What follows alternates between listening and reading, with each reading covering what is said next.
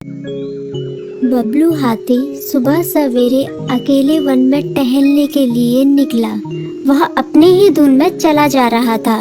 लगता था उसके दिमाग में कोई उलझन है जिसे वह सुलझाने की कोशिश कर रहा था। सड़क पर आगे बढ़ते ही उसके सामने चीकू खरगोश भागा। बबलू का पैर उसके ऊपर पड़ने ही वाला था कि चीकू जोर से चिल्लाया। उसकी आवाज सुनकर बबलू ने अपना पैर पीछे खींच लिया। कहाँ खोए हो बबलू भाई? कहीं नहीं, बस कुछ ऐसे ही सोच रहा था। किस बारे में? तुम जानकर क्या करोगे? शायद मैं तुम्हारी कुछ मदद कर सकूं। तुम तो जानते हो आजकल वन में कितनी चोरियां हो रही हैं, पर चोर का कोई अता पता ही नहीं है।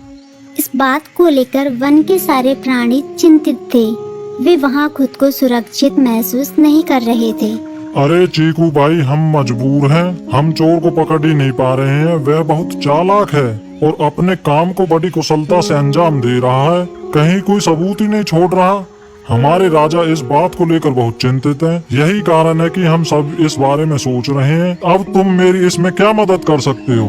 मैं कुछ सोचता हूँ, हो सकता है मुझे कोई उपाय सूझ जाए। प्रयास करने में कोई हर्ज तो नहीं है। तुम ठीक कहते हो चीकू, लेकिन वन के गुप्तचर भी अभी तक इसका कोई हल नहीं निकाल सके। इतना कहकर वे चुप हो गए।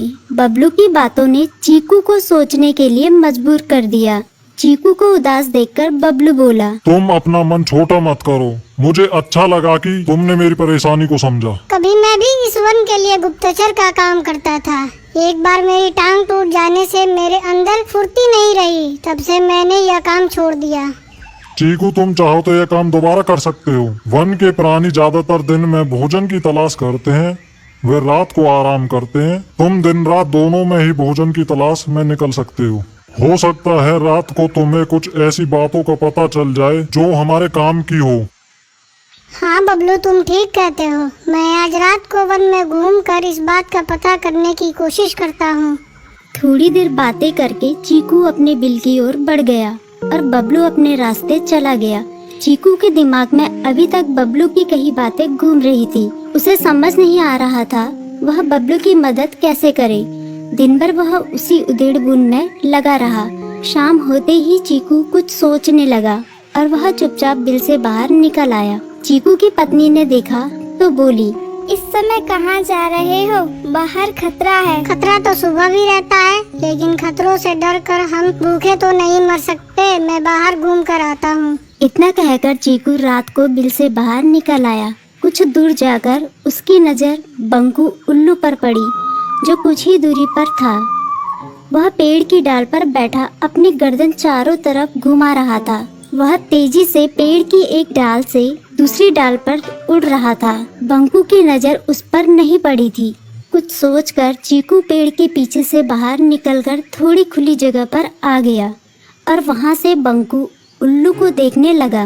बंकू ने चीकू को अंधेरे में भी देख लिया, पर उसने उसमें कोई उत्सुकता नहीं दिखाई और अपनी गर्दन चारों ओर घुमाता रहा। चीकू बड़ी देर तक बंकू की हरकतों पर नजर रखे रहा। वह थोड़ी देर तक खुले मैदान में खड़ा रहा, पर बंकू ने उसे देखकर भी अनदेखा कर दिया। उसने महसूस किया कि बंकू के आसपास चमकू चमगादड़ भी मंडरा रहा था। कुछ देर वन में घूमने के बाद चीकू अपने बिल में लौट आया और सुबह होने का इंतजार करने लगा। अगली सुबह बबलू उसी रास्ते में जा रहा था। रास्ते में चीकू उसका इंतजार कर रहा था। आज बड़ी जल्दी आ गए बबलू। हाँ, आजकल मुझे चिंता की वजह से नींद नहीं आती। कोई नई खबर है क्या? यकीन से तो मैं नहीं कह सकता, पर मैं तुम्हें ऐसे प्राणी का नाम बता सकता हूँ जो शायद चोरों की मदद कर रहा है। कौन है वो? बंकू उल्लू।